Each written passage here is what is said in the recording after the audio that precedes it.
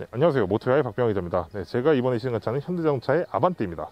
근데 이 아반떼, 통상의 아반떼하고는 뭔가 좀 다른 게 느껴지시나요?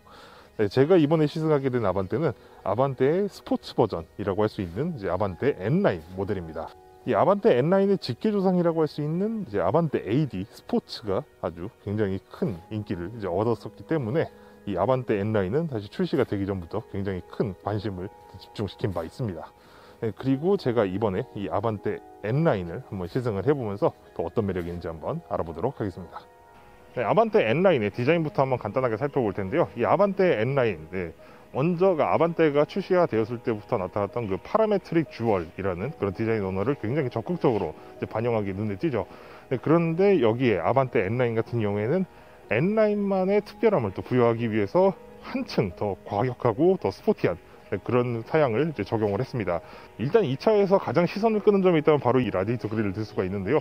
이 라디에이터 그릴은 아반떼만에 가지고 있었던 그런 파라메트릭 주얼 패턴을 메쉬로 치환을 시켜서 훨씬 또 공기 흡입 효율이라든가 이런 거를 좀 더 높이는 그런 역할을 하고 있고요.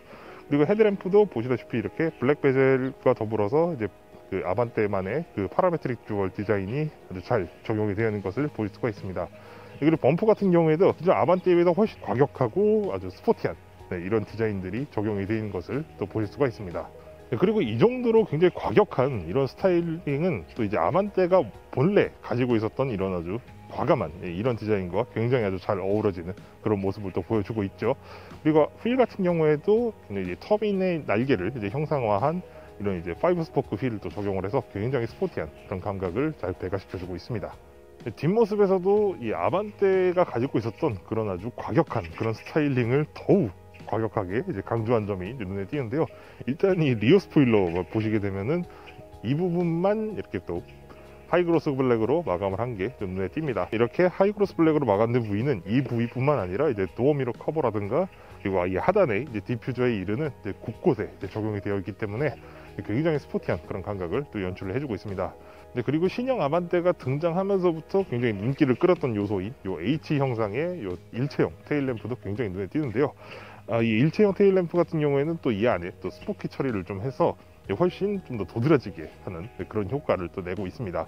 그리고 이 하단의 디퓨저를 보시면은 방금 말씀드린 대로 이 범퍼 끝에서 끝까지 이르는 아주 대형으로 설계를 해뒀기 때문에 굉장히 스포티하고 감각적인 그런 부분을 또 잘 챙기고 있습니다. 그리고 저쪽 오른쪽 조수석 쪽으로 보시게 되면은 이렇게 또 트윈팁 테일 파이프를 마련을 해서 또 스포티한 그런 감각을 또 연출을 해주고 있죠. 네, 저는 지금 이렇게 아반떼 실내에 지금 들어와 있는데요. 이 아반떼 인테리어 디자인, 특히 이 대시보드 쪽은 정말 역대급이라는 수식어가 무색하지 않을 정도로 굉장히 파격적이고 그러면서도 굉장히 미래지향적인 그런 구성이 눈에 띕니다. 특히 대시보드 같은 경우에는 이렇게 아주 극단적인 수평 기조를 취하고 있으면서도 전반적으로 운전자를 완전히 감싸는 이런 형상으로 디자인이 되어 있기 때문에 굉장히 운전자 중심적으로 구성되어 있는 것을 알 수가 있죠. 특히 이 운전석과 이 조수석을 나누는 이 손잡이 내지는 약간 벽 같은 이런 구조물 때문에 좀 더 그런 느낌이 더 들기도 합니다. 하지만 이런 지나치게 좀 운전자 중심적으로 구성이 되어 있다 보니 이 조수석 쪽에서 이런 센터페시아에 있는 이런 장비들을 좀 건드리기가 조금 어렵다는 점, 그런 점은 다소 좀 아쉬운 부분이라고 생각이 되고요. 하지만 이 운전석에서는 이 안에 있는 모든 장비들을 조작하는 데 있어서 전혀 불편함이 없는 그런 구성을 보여주고 있습니다. 그리고 굉장히 또 눈에 띄는 점으로는 이 계기판과 이렇게 하나가 되어 있는 이런 디스플레이 패널이 또 굉장히 눈에 띄는데요. 사실 이 두 패널은 완전히 이어져 있는 그런 형태는 아니고요.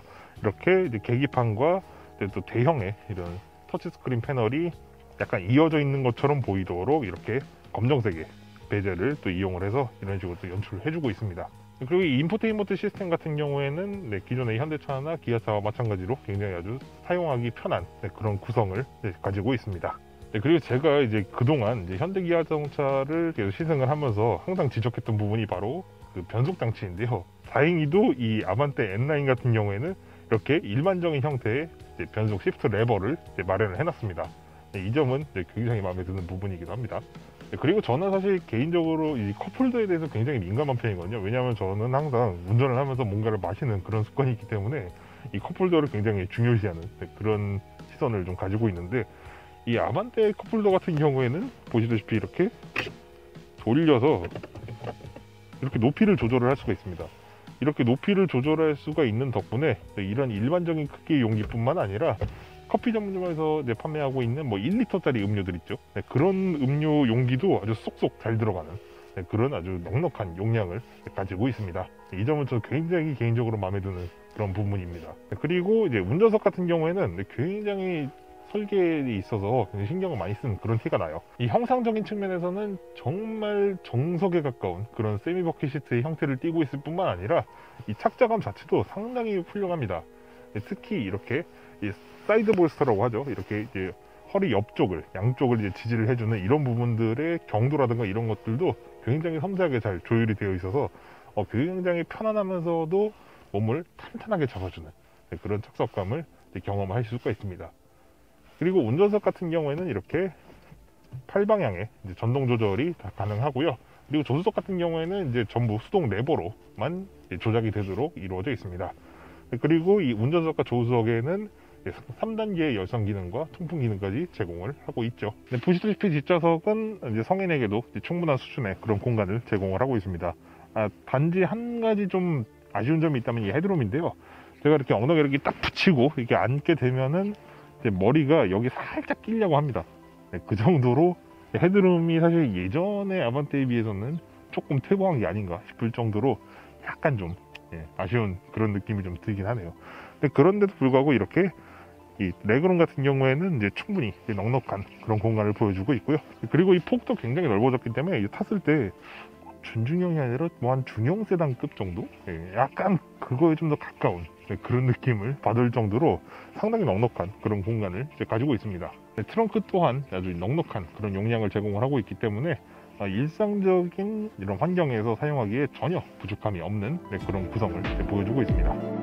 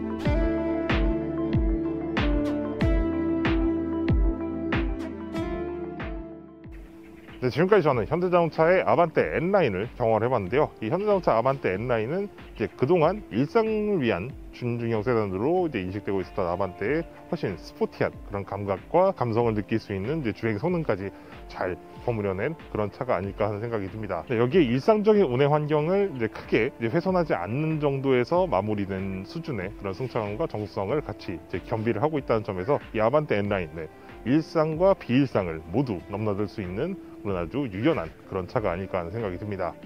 저는 개인적으로 이 차를 굉장히 만족하면서 시승을 했는데요. 그럼에도 불구하고 몇 가지 좀 짚고 넘어갈 점이 있어서 좀 말씀을 드리고자 합니다. 그 중에 하나가 뭐냐면 바로 가격인데요. 지금 이 아반떼 N라인 같은 경우에는 이제 2,100만 원대에서 2,700만 원대의 가격이 이제 설정이 되어 있습니다. 그리고 지금 제가 시승한 이 차 같은 경우에는 이제 인스퍼레이션 트림, 가장 최상위 트림에 위치를 하고 있기 때문에 2,700만 원이 살짝 넘는 그런 가격이 이제 설정이 되어 있죠. 물론 이 부분은 이제 아반떼가 이제 새롭게 이제 변경이 되면서 이제 가격이 좀 많이 올랐죠. 그렇기 때문에 뭐 이거는 어쩔 수 없는 그런 부분이라고 생각이 되고요. 그리고 또 한 가지 좀 짚고 넘어가야 될 점이 있다면은 이 차는 성향이 굉장히 뚜렷합니다.